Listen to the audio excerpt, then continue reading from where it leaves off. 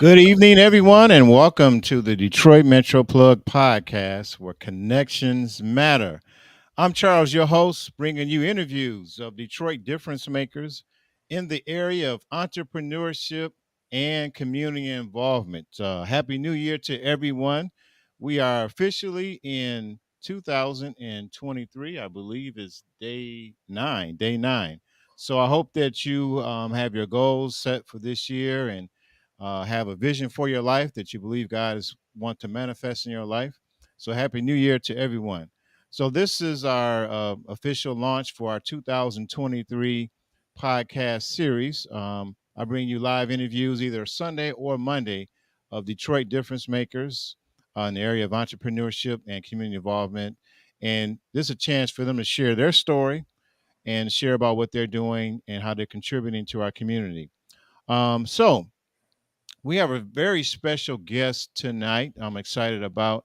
As you know, as we enter into this new year, and we experienced a little of this last year, we're in a. Some people may call it a recession. I'm not sure. You know, there's debate among economists, but we definitely are experiencing some financial sticker shock when we go to the grocery store or the gas station. Gas goes up and down every time you go to the gas station. When I go to the grocery store, milk $3 or $4. I've been drinking almond milk now, so but still, it still costs more than it normally. Eggs and my favorite shredded wheat cereal, the off Kroger brand, used to be $1.50. Now it's $2.50, and the box is smaller. So you may have concerns about your money, um, how to stretch your dollar. And our guest is a financial strategist, and he specifically works with how to never lose your money. How to never lose your money. Imagine that. I want to know about that. So let me introduce our next guest. And for those who are joining us, please like and share with your family and friends. You don't want to miss out on this special interview on never lose money strategy. So our next guest, um, he has the honor and privilege. He served in the United States military and the U.S. Navy for over 6 years. For the past 15 years, he is known as a certified college funding strategist. He specifically teaches strategy on if they focus on never losing money and never running out of money, never losing money and never running out of money. Ladies and gentlemen, let us welcome our next guest, none other than Jeff Taylor.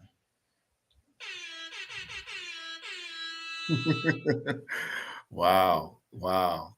Wow. Before we get into what you want to share, do you mind just introducing yourself to our audience, a little bit of background Yeah. about yourself, where you came from, and just a little bit what led you to your journey you are now, where you Yeah. are now. You know what? I have a very unusual career resume because of the way that it was organically developed, which I do not encourage anyone to follow the track that I followed. But I did 4 years active, 2 years reserve in the Navy.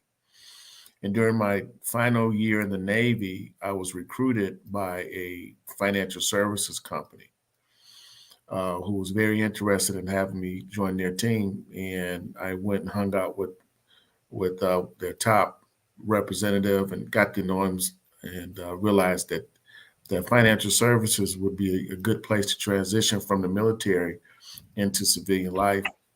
And I was glad that I did that because my first year, I made $18,000, and that was with only working 6 months back in 1988.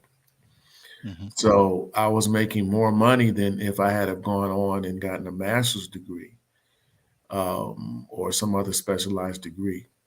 But make a long story short, this is my 35th year in financial services. And I have had a mortgage company. I have been securities licensed for several years. And I probably, if you had to add up all the books that I've read and I'm reading, I'm sure I'm well over 1,000 books um, that that I'm reading and have read and continue to read. And I've had over 1,500 clients I've interviewed, and here's just really one of the strengths of what I bring to the table and the advantage that I have. People ask me, who's your competition? And the fact that I've interviewed over 3,000 people. As a matter of fact, someone told me today, well, it's 3,001 and 3,002. He was talking about him and his wife. And what has happened over the years is, unfortunately, people come to me oftentimes. Well, let me ask you this: when do you think a number of people come to me? Do you think the majority of people come to me because they're being proactive, or do you think the majority of people come to me after they've fallen into a financial crisis? I would think people would come to you after they fall into a financial crisis. Yeah, yeah. I'm at the point now in my career where I have to kind of brace myself when someone is telling me about what they wish they had have done, or they attended my seminar maybe a year ago, or 3 years ago, or 5 years ago, or even 10 years ago. And now there has been a economic change, an unexpected crisis. And now that they are experiencing the things that I teach, they've now come back to me to say, hey, can you get me out of this situation? Okay.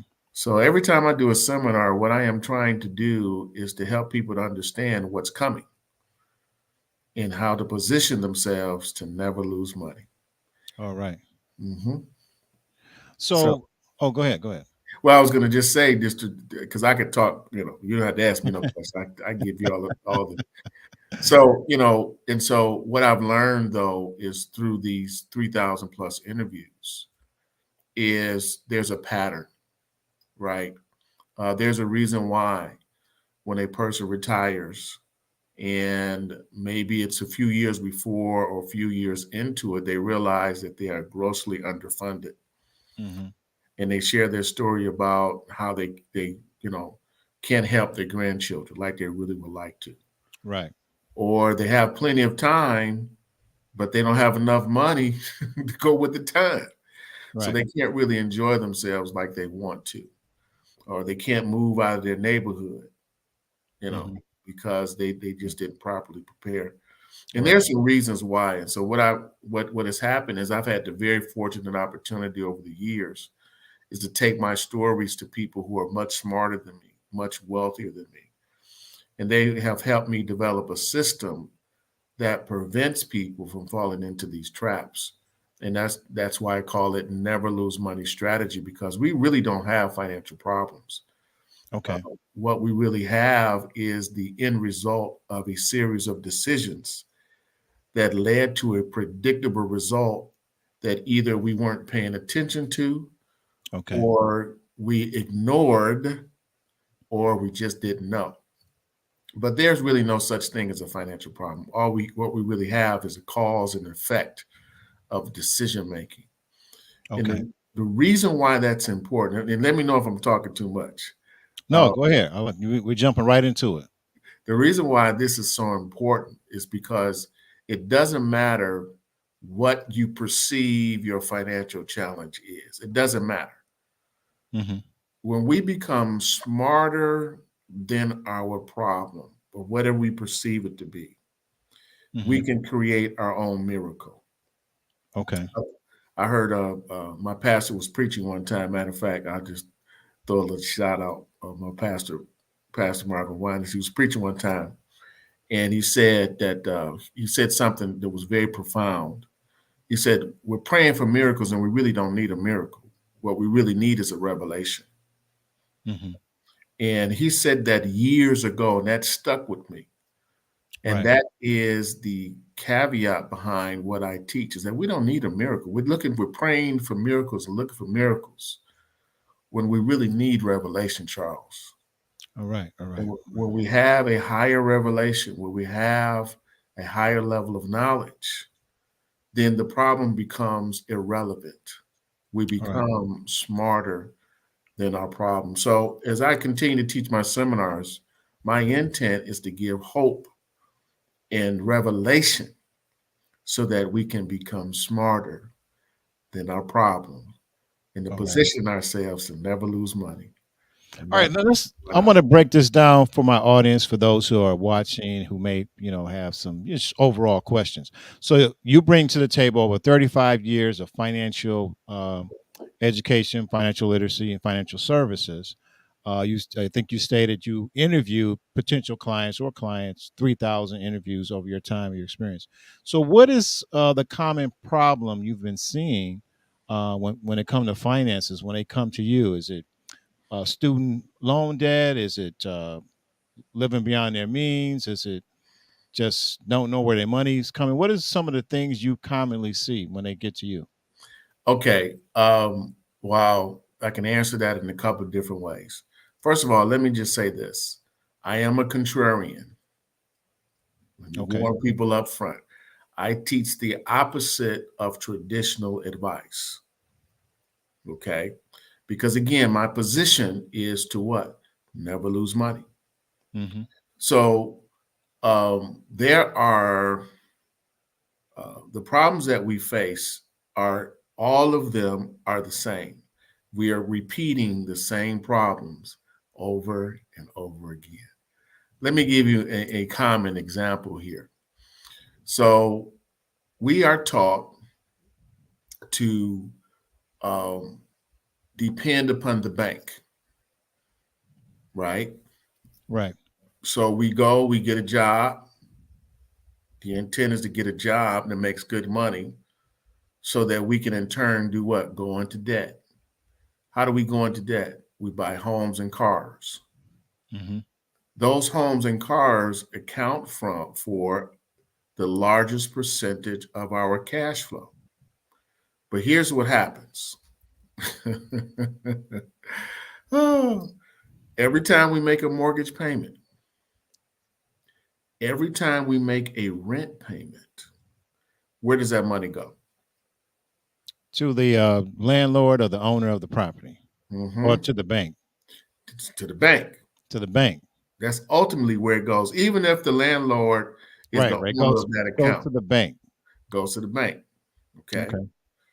Now, if we look at the percentage of our cash flow that goes to the bank on the behalf of someone else, it ends up being more than 70% of our cash flow. Okay. Okay. Yeah. Now, what happens is we make a deposit into the bank for whatever reasons. We pay our car note, pay our mortgage, pay our rent. We make a Yeah. deposit into the bank. The bank, in turns, takes that deposit and it reinvests that deposit. And Right. the bank will reinvest that deposit over and over and over and over again. So the bank would take that same deposit, Mm-hmm. and some have said that they reinvest that money 20 times in the Right. form of other types of loans, credit Right. cards, Credit mortgages, cards. Right. credit, whatever, Car right? loans. Right. Up to 30% return. Yes. Now, whose money is that? That's my money. That's your money. So I want to make sure I hear you. You present a very interesting argument that one of the reoccurring problems is that we're trained and conditioned to use the banks. So are you suggesting that there's an alternative way? I mean, is there put money in a mattress? Is there the guy on the street, the loan shark? What is? How do we create our own bank? Or am I jumping ahead? You're jumping ahead, but it's okay. We can Well, jump ahead. we can We can go at the we can pace you're going. no Yeah. no you're good. You're good. You're good. You're good. So let me ask you this. Let me ask you this, Charles. You're a very smart man. You're a bright man. You have a podcast. You have some very prominent credentials. You're good at what you do. You make good money. You have a great career, right? Right. But how much time do you think the average person who's just like yourself, who's middle class, Hmm. how much time do we spend per week learning how to become financially free? How much time? On average, or On just average, a guess? you think we spend 15 minutes a week, No, 30 minutes probably a week? less than that. I think people are on TikTok and watching the latest Best Man series final chapter on Peacock. I don't hear. No disrespect to nobody. I don't hear a lot of people talking about listening to the Wall Street Journal or the Barron's Report or So I don't. Maybe 15 minutes a week, if that. Okay. What have your research shown? Well, here is what the science says. The science says that our income and financial decisions are closely related to the five people we trust the most. The five closest people we trust the most, our financial picture is going to mirror theirs. All right. So let me ask you a question. Do you think that the average person in their circle of five, whoever that circle of five is, that they trust and spend most of their time with, do you think that they attend financial workshops? No, no, Okay. Do you think that they read financial books? probably not. Okay. Do you think that they attend podcasts or YouTube uh, uh, YouTube informational sessions on becoming financially free? How much time do you think that people spend that? And we'll find that there's nothing that is very little. And Yeah, then if my circle of influence is not encouraging me to read books on becoming financially free, yeah, and if I am not participating in a process where I'm learning how to become financially free, this is the reason why we repeat the same financial mistakes over and over again, because we are conditioned by our environments to be slaves to our debt and slaves to the bank, to the degree that when we hear anything different, we resist it. all right. We fight it. Oh, that don't work. They ain't never, because if I said to you that strategically designed and structured life insurance is the world's greatest financial tool for wealth accumulation, wealth preservation, and wealth distribution, that we should be using strategically designed index universal life to pay our mortgage, to pay our rent, to pay our cars, to pay our credit card. Why would we even think about doing that? Okay, thank you for asking me. Right. If if we look at the history, whoo, and here is what separates the wealthy from the middle class, the books we read and the people we hang around. Do you realize that McDonald's was financed from cash value life insurance? Were you aware of No, that? no, Mhm, I was not aware of that. mhm. Do you know that Walt Disney financed his company from cash value life insurance? No, I was not aware of that. Mhm. Did you know that your five of the biggest banks in America has billions of dollars in cash value life insurance that they own? And in some cases, they own just as much or more in cash value life insurance than they do in real estate. All right. Interesting. Now, I've had the privilege of knowing you for over about 7 years, and I know you've been talking about building your own bank, um, and this whole strategy. And when I first heard it, it was just foreign to me. I was like, man, what is he talking about? But as of late, it's been strangely becoming a little bit. People are becoming more open, and the person who made this is going to be strange. There's a video that went viral by a rapper strangely enough, you may have seen it yourself. Uh, Rocker, what's his name? Waka Flocka. Yeah, see, Waka Flocka yeah, was right. talking about individual, what is it called?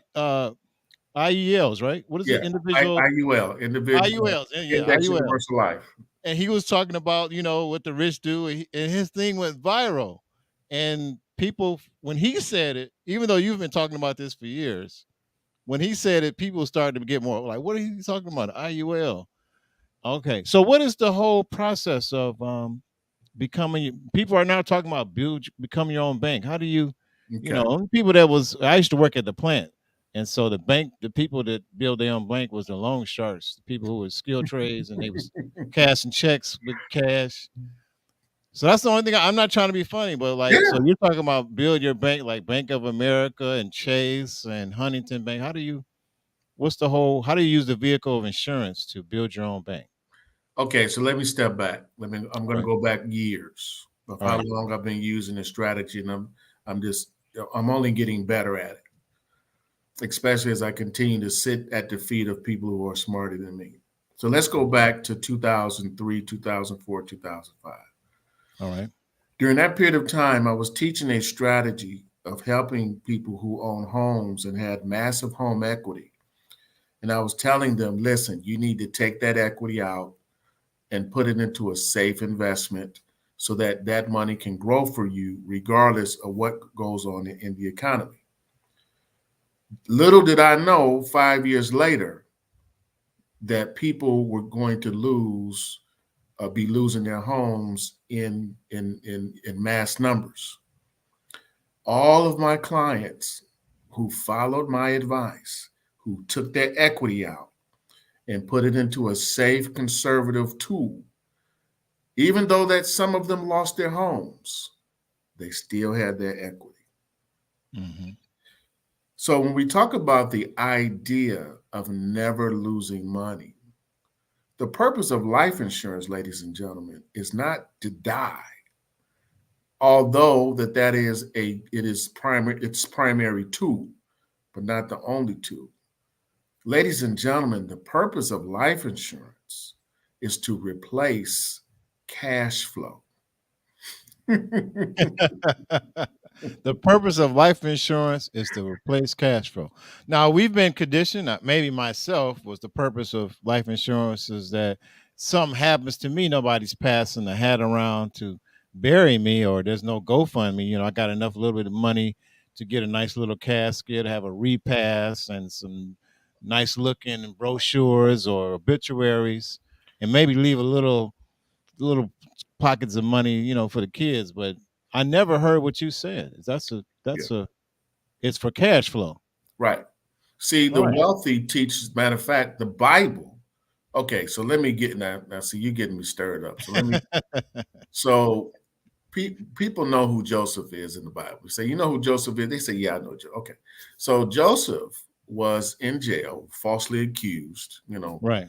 and another brother falsely accused. Uh, he's in jail. Yes, He's yes. networking, trying to get out of jail. So he's Right. talking to folks. Say, look here, man. When you get to the banker, when you get to the king, tell him I'm falsely accused, man. That Right. I did not touch that woman. Right. Right. And so he's networking, trying to get out. He can't get out. Every time somebody goes up there, they forget about him, right? And so in the meantime, the king has a dream, and he can't sleep. And he calls all of his chief men seeking advice. And look, man, I can't sleep. Uh, and so everybody's trying to interpret the dream. And the king can clearly tell these knuckleheads don't know what they're talking about. As a matter of fact, I'm about to fire and kill all y'all. Back then they cut your neck off if you give them a wrong answer. And in the midst of that, somebody spoke up for Joseph and said, Joseph, this guy is in jail. He interprets dreams, and he probably can help you. And that was his opportunity. And so he goes before the king. The king says, you can interpret dreams. Yeah, that's what I do. And so he rolls out the dream to Joseph. Man, Joseph was a bad dude, man. He was a bad dude. And he says, well, let me tell you what God is telling me. He says, there's going to be 7 years of financial prosperity and 7 years of famine. All right. He says, Mhm. what we need to do is to take the 7 years of prosperity and we need to set aside 20% into reserves. So when the famine comes, we'll take those reserves and we will exchange those reserves for land, cattle, and property for people who want to eat. So if they want to eat, they got to come to Egypt to get the food, but they can trade it for property. Mhm. That's cash value life insurance. Okay. Cash value life insurance, the power of cash value life insurance, when it is structured correctly, and this is very important, when it is structured correctly, when it is properly, and I'm going to give you guys a technical term. I don't know if anybody's listening, but there's a technical term called capitalization. And Mhm. all that simply means is to build the cash value to the point where you can use it to solve current and future financial challenges while you use it to become wealthier. Now, let's walk through this. Let me give a couple of real life examples. I have a client who started their plan, and a couple of years into it, they called me up and says, "Jeff, I'm getting ready to get a new car."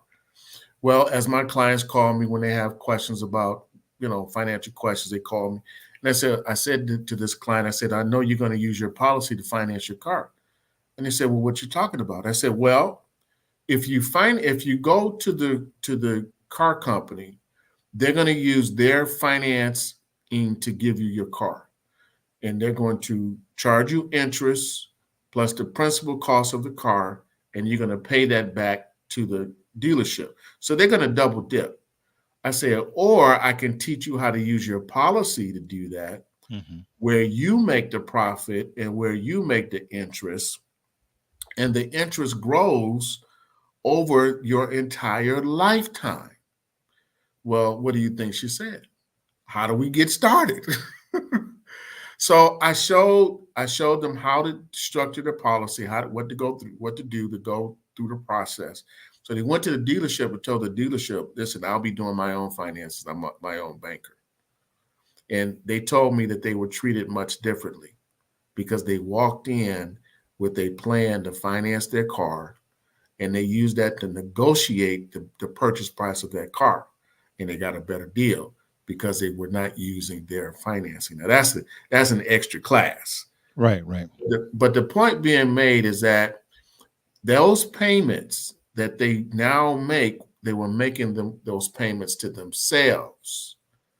Now here is the power behind cash value life insurance. First of all, it was in the form of a policy loan, which is tax free. Right. Secondly, the policy grows based on indexes, market indexes, despite the fact that you have a loan on your policy. So your policy loan will continue to grow as if you never took the money out. Right. So last year, for example, my best index did 41%. Mhm. So if a client had a $100,000 loan on their policy, regardless of the reason that they took it out, doesn't matter. They made $40,000 on that policy loan. Let me say this again. They made 40% on their outstanding loan. That 40% was credited to their account tax free. Now, she did have loan interest, 3%, big deal. They took that part out. But the point that I am making is that that's what is called laborless cash flow. In other words, they didn't have to do any work to get that money. Right. And this is the reason why cash value life insurance, when it is structured properly, when it is properly capitalized, can be used to provide cash flow for the current needs or desires you have now.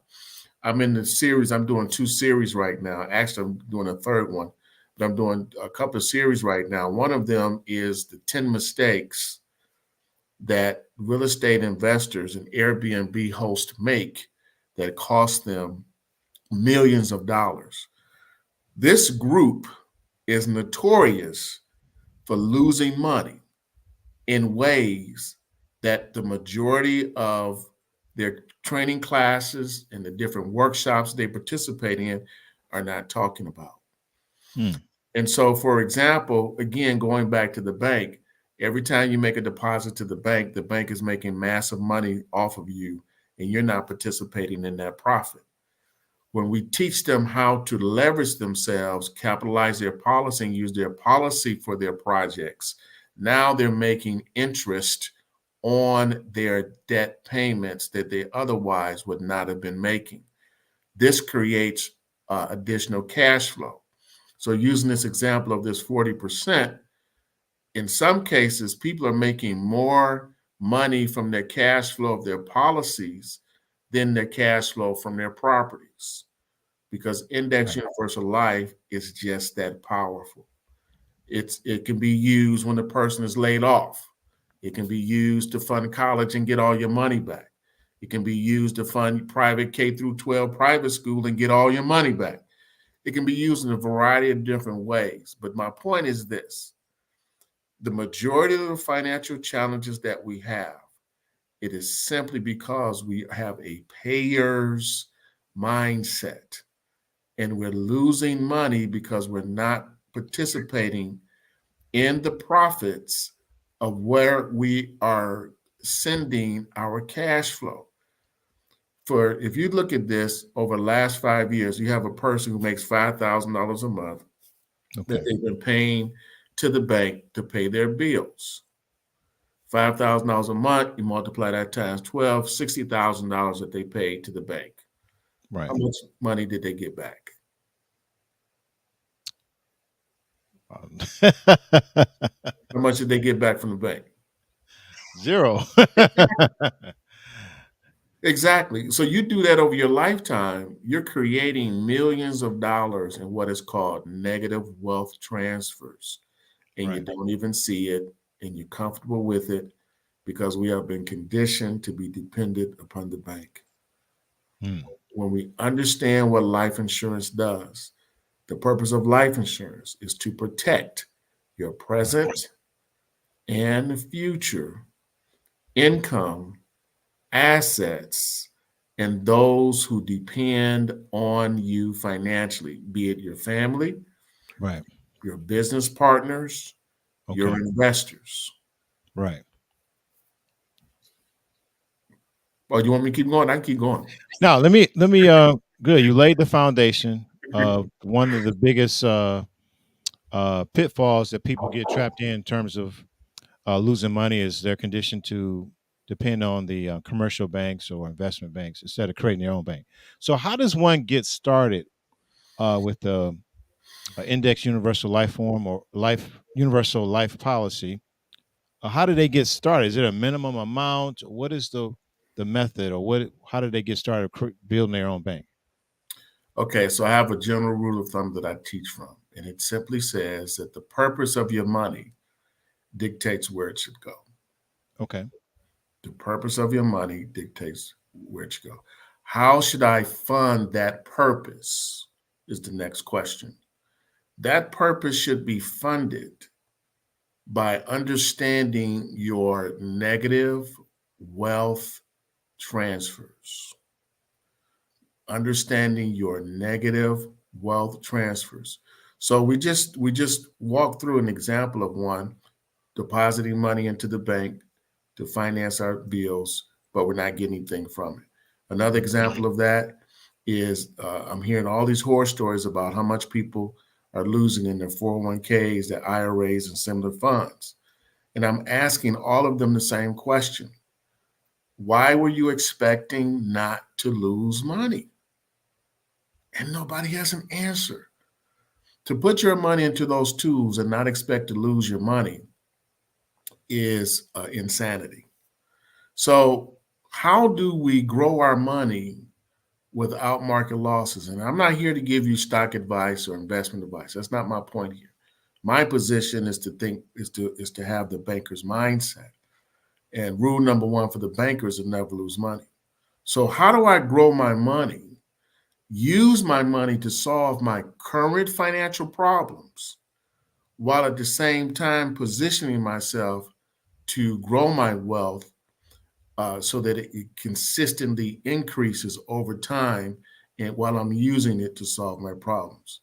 So the first step in the process that we do is what is called a risk assessment because we have to find Mhm. the hidden mistakes that you are making that are creating negative wealth transfers. Mhm. The average person under the sound of my voice, if you make $50,000 or more, you gave away $10,000 last year. You just gave it away. Volunteer. Say here go interest, man. Here go tax, man. Here's $10,000 for you because that's what you just gave away. You forfeited that. If you made 100 grand, you probably gave away 20 grand, and so Okay. forth and so on. Because we do not understand this idea of negative wealth transfers, areas where we are losing money voluntarily that we don't have to because we're caught up in a traditional mindset. So rule number one, excuse me, this first step is to you need to do a risk assessment to see what your negative wealth transfers are because Okay. when this is done right, you can uncover the money you're using and use that to fund your policy. And then we want to fund your policy. This is the way that I do it. We want to find out what your goals are. And including your goals, the first thing that I want to do is to build up a reserve of where 1 month, excuse me, 1 year of your rent or your mortgage is in your reserves. That's our Mhm. first step. Now we build this around your personal strategies, whatever they are. The second step we want is we want to build a 7 year plan. Now, Charles, hold on to your seat. Don't fall out your seat when I'm getting ready to share. We want to set up a 7 year plan for you and your entire family to have to recapture all of the interest that you have paid to the mortgage company within your first 7 years. And we want that money to be in your cash value. Okay. The next 7 years, we want to use or continue to use the policy, but we're going to use the policy to pay all of your debt while we get all the money back, what we call recapturing. Let me say this again. We want to structure the policy so the policy can pay you tax free cash flow and then use that cash flow to pay off your debts and or fund your real estate, your Airbnb or your business objectives and to have all of these goals working together at the same time so that you become your own financial center and literally over time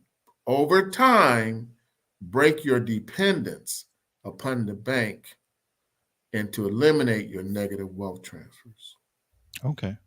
So the whole strategy is have a banker's mentality and eliminate your negative wealth transfers There you and, go. and have a mindset shift.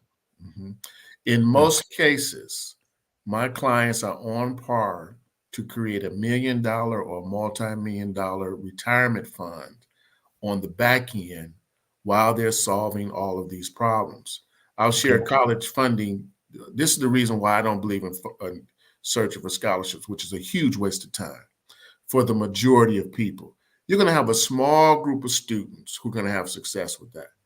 But the other 95%, you're not going to, it's just not enough money. And you got more kids going after the small pot of money, and it's just not going to happen. You're much better off creating a strategy to pay for college. So one of my clients who's a CPA, matter of fact, her son got a partial scholarship to go to Howard. His scholarships were $25,000 a year. Her out of pocket was a little bit over 30.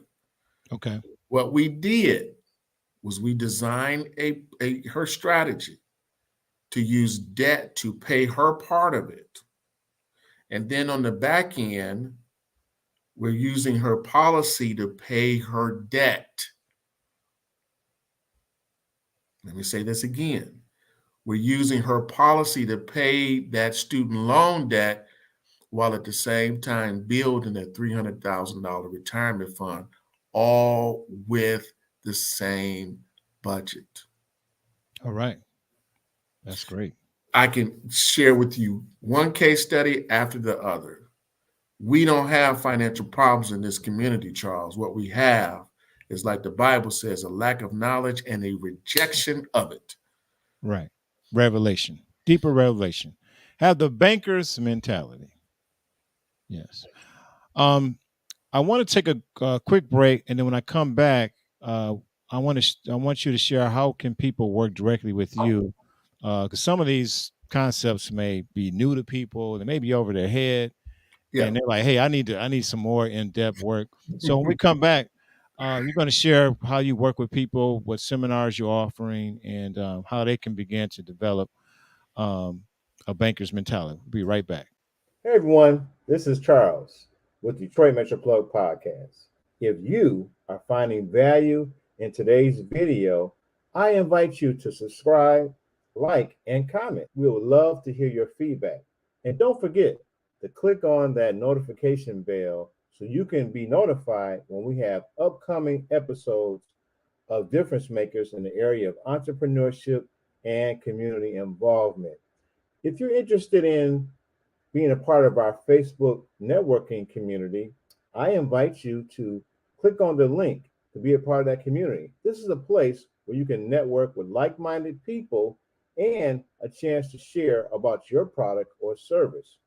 If you're interested in working with me directly on how you can share your story with video or with podcasting, you can email me direct at DetroitMetroPlug313 at gmail.com.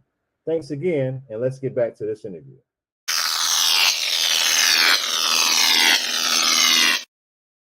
All right, welcome back. We're back here with the financial strategist, Jeff Taylor. Thank you for those who've been watching. Please like and share. He's been breaking down the never lose money strategy, presenting a concept of becoming or having a banker's mentality, having a deeper revelation with your finances. So this has been awesome. Um, so he's going to share. I want him to talk about uh, how can people work directly with you and get involved in what you're doing, or maybe if they want to have questions or want to go deeper or want to start their own index universal life policy. Yeah, okay. So I conduct I have a weekly class that, depending upon where you fit, we have a class for you. What we're trying to do, we're not trying to prepare you for the SAT. What we're trying to do here is to educate you so that you can see the opportunities that you're sitting on. Because again, every financial challenge, every financial problem is the end result of a series of steps that you've been taking that are working against you. Now we want to reverse that. This is the reason why I call myself a contrarian, because I teach the opposite of what most other financial professionals teach. I don't believe in the ideal of saving.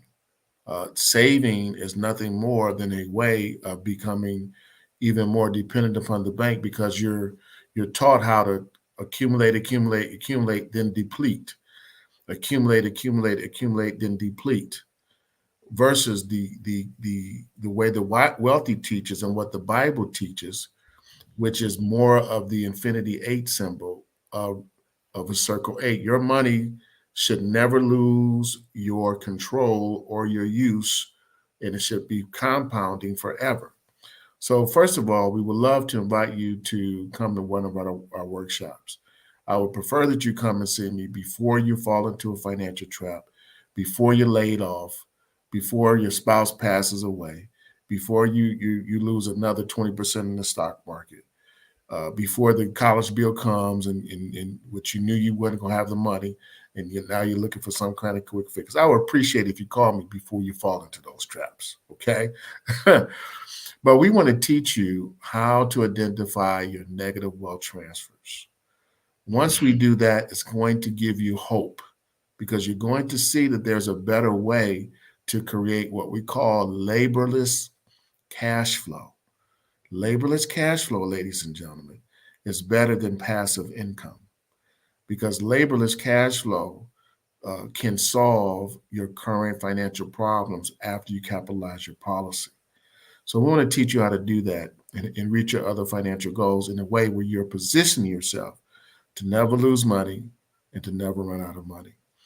Charles, can I give my Yeah, 15 minute if they want to do a 15-minute chat? yeah. So give out how they can connect with you, whether for the 15-minute chat, emails, websites, or anything like that. Okay, so I'm gonna give you guys my 15-minute Calendly link.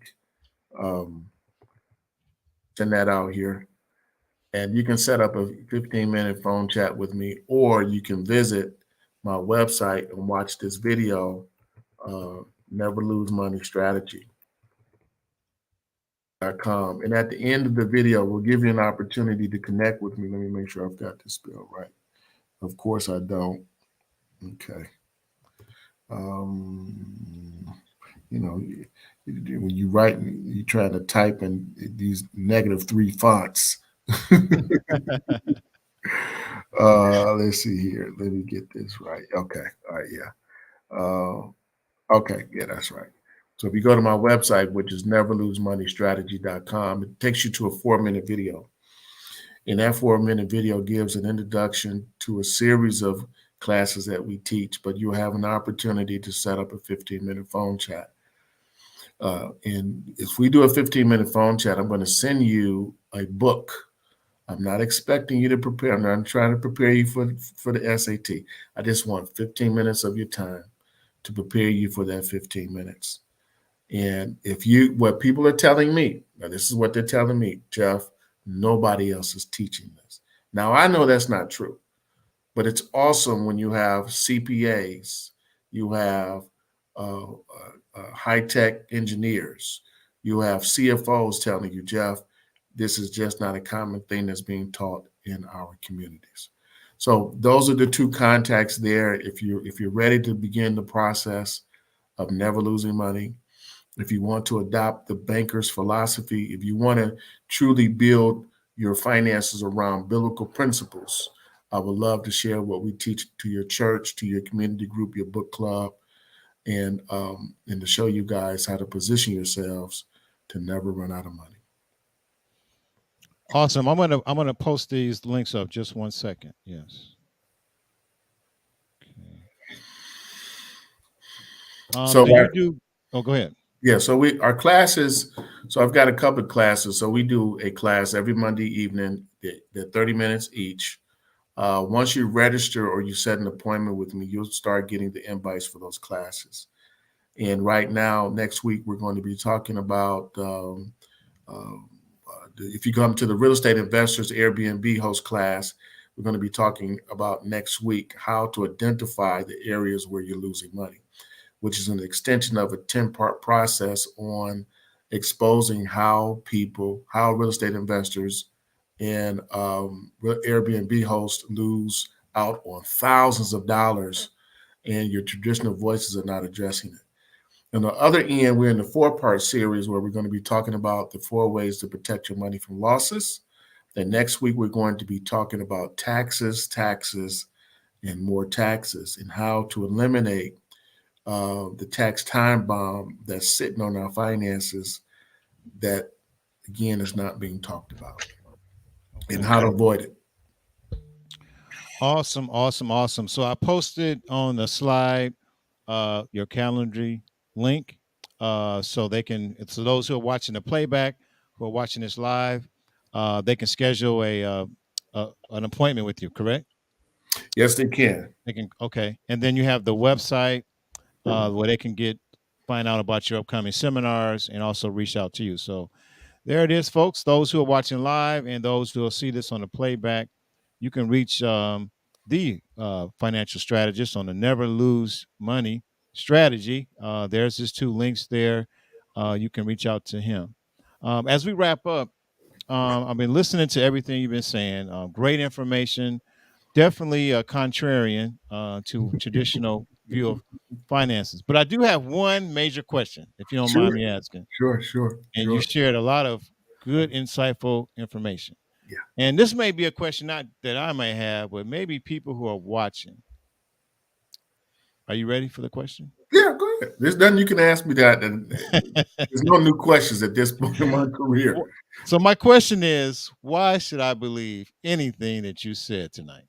Oh, that's a beautiful question. It's my experience. Um, Again, you interview 3,000 people, you begin to see patterns. Mm-hmm. And over the years, I started seeing the same pattern every time, so that when someone began to talk, within 2 or 3 minutes, I already knew where we were going to be in 10 minutes. Because people are making the same mistakes over and over and over. Because most of us are being taught a traditional way of money management that does not solve problems. For example, saving money does not help you. Why? Because it puts you on a hamster wheel where you are depleting and saving. Where you're saving and working hard and accumulating, and then you deplete it. That one issue right there will be the leading cause of every single financial challenge you're going to have, because you're creating a massive sinkhole every time you save, accumulate, and deplete that asset, or are depleting that asset. Again, your money should look like a figure eight, where you Right. are recycling, recapturing, and compounding, and Right. never losing money.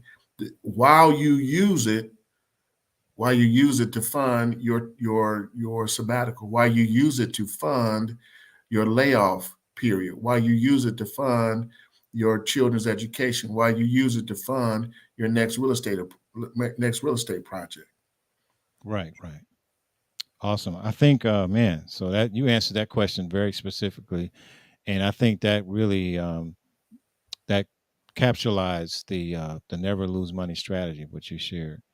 So that's gonna wrap up our podcast interview for today. Any closing remarks before we close out? Yeah, there's no such thing as a financial problem. Mm-hmm. All you need is a revelation.